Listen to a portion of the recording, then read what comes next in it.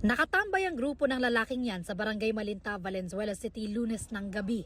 Maya-maya, dumating ang isa pang lalaki na nakainom ayon sa pulisya. Nilapitan niya ang lalaking nakasuot ng dilaw na sando.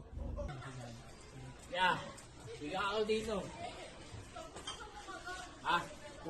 Siga ako dito. Siga ka. Siga ka. Siga ikaw. Siga ka. Hindi na nahagip sa video ang sumunod na pangyayari. Pero ayon sa pulisya, ang pangungursunada sa lalaking nakadilaw nauwi sa pamamaril.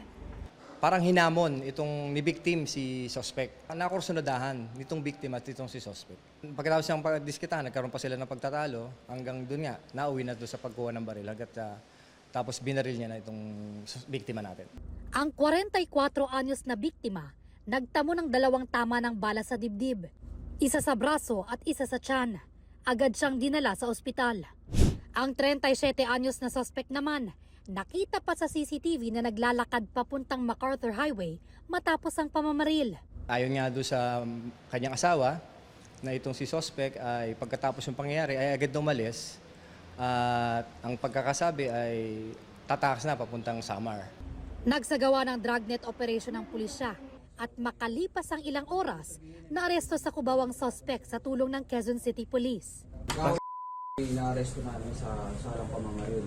Sinubukan namin kunin ang panig ng suspect na nakapiit sa Valenzuela City Police Station, pero hindi na siya nagbigay ng pahayag. Ayon sa pulisya, Inamin naman itong suspect na siya nga ay may nabaril.